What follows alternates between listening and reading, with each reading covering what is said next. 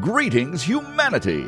Today is Thursday, April 9th, 2026. Let's grok the news. I'm Robert Gardner, using GROK, the most truthful AI in the world, every weekday to help me search out and summarize the biggest headlines in the news today.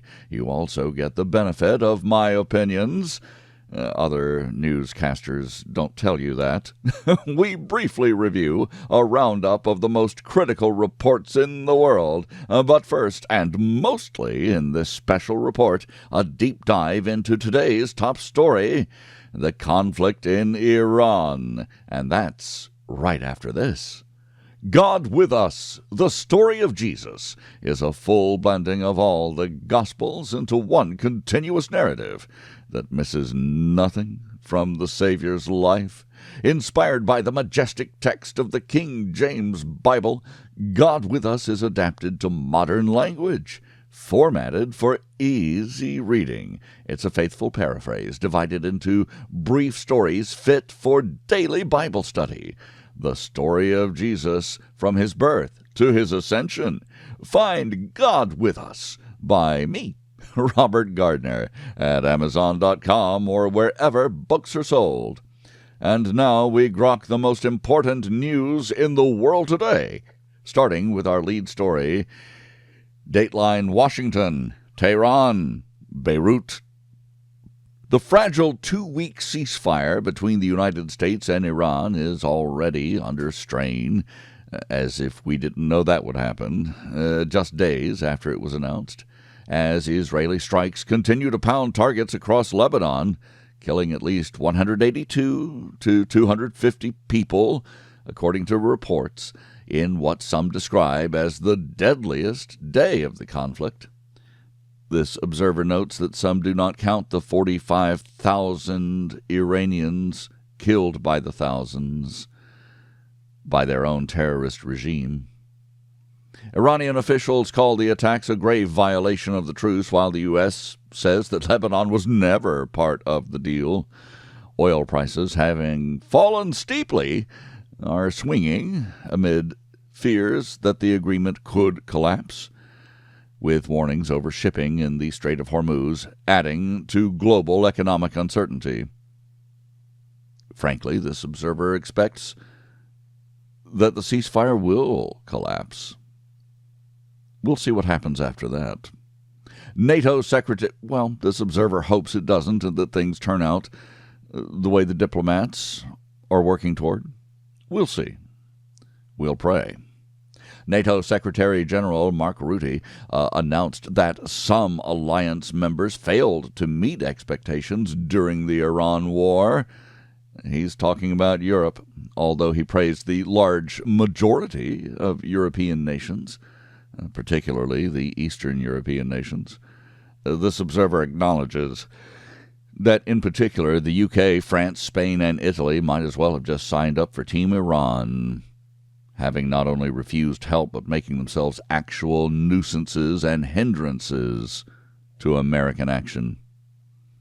Vice President J.D. Vance said that the U.S. is approaching negotiations with Iran in good faith and warned that it would be dumb for Tehran to walk away over Lebanon.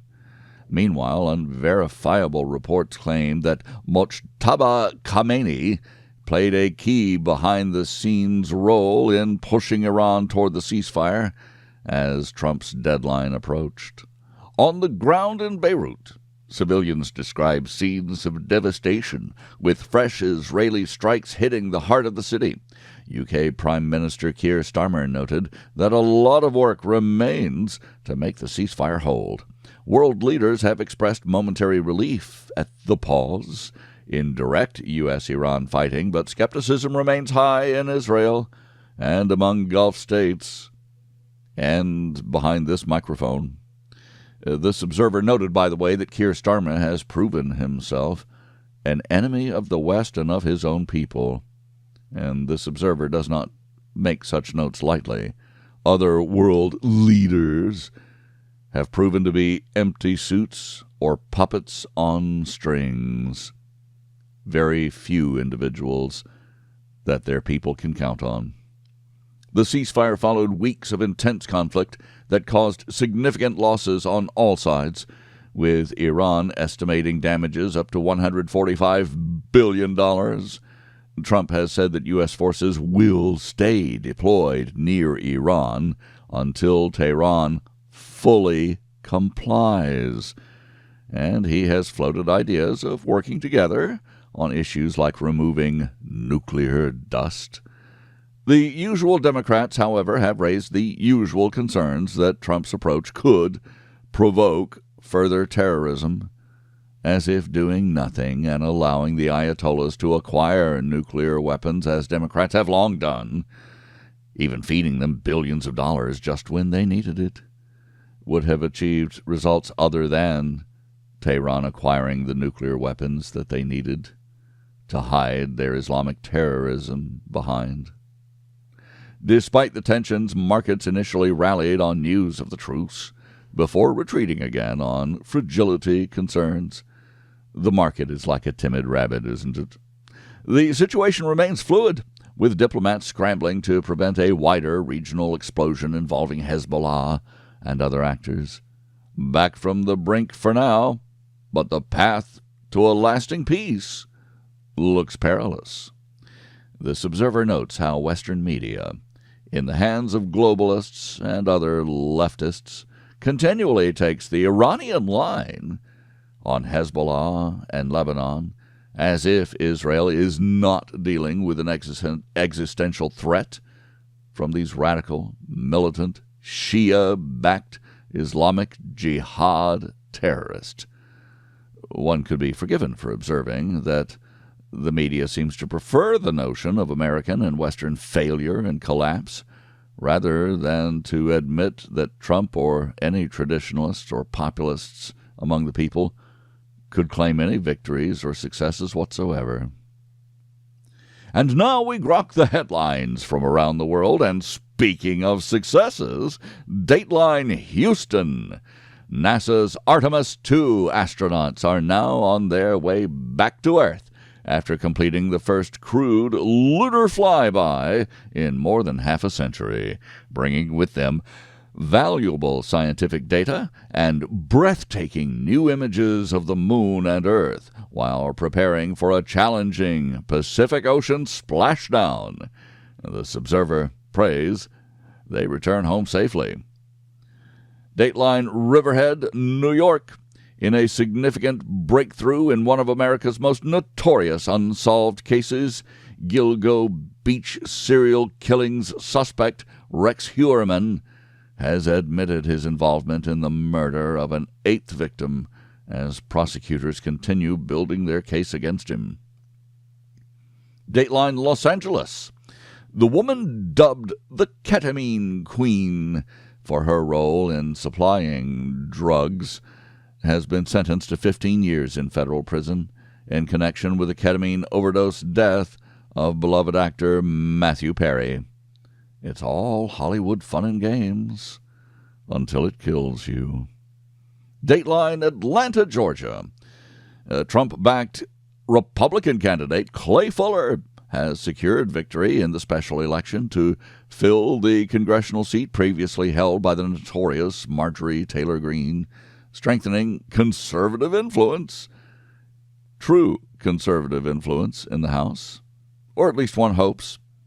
We've seen how the guy campaigns. Let's see how he votes. Dateline New Delhi.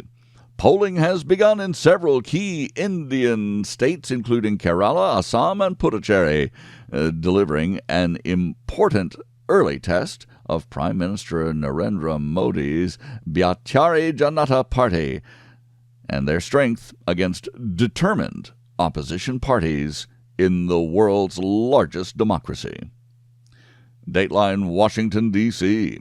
A federal judge in the United States has issued a ruling blocking the Trump administration from terminating temporary protected status and amnesty protections currently in place for Ethiopian nationals living in the country. This observer sees no end of seditious, bottom-level, appointed federal judges who have appointed themselves somehow the constitutional power to veto the constitutional powers of the elected commander-in-chief, no matter what we the people think. This observer thinks that these judges should be impeached and hurled from office, but knows that Congress is almost incapable of taking any action that does not personally enrich their members or further the causes of globalism or communism. Dateline Beijing. China has expressed strong official anger and raised diplomatic concerns following the death of a Chinese researcher who had been questioned by authorities in the United States. The researcher was Danhao Wang from the University of Michigan, which is investigating a possible act of self-harm after Wang's fatal fall from a campus building. This observer wonders what Wang told authorities, why he was being questioned in the first place, especially considering how many Chinese spies have infiltrated academia. And this observer wonders if Wang feared his overlords more than death. Dateline Nassau in the Bahamas. Police in the Bahamas have arrested the husband of a Michigan woman who was reported missing after apparently going overboard during a boat incident. You know, this observer has never been on a cruise ship and, by the way, is perfectly happy, even if he does go on a cruise ship. Dateline Amritsar, India. Members of the Sikh community and others around the world are observing Baisakhi, the important spring harvest festival, with traditional prayers, rituals, and colorful celebrations marking the new year.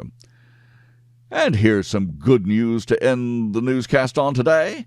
Dateline Mexico City.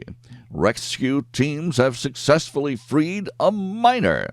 That is to say, someone who spends his time in a mine. Not a child. Rescue teams has successfully freed a miner who spent 14 harrowing days trapped inside a flooded underground tunnel, bringing relief after a lengthy and difficult operation. That's good news indeed. I thank you for listening. Please join me tomorrow to once again grok the news. I'm Robert Gardner. Godspeed and God bless.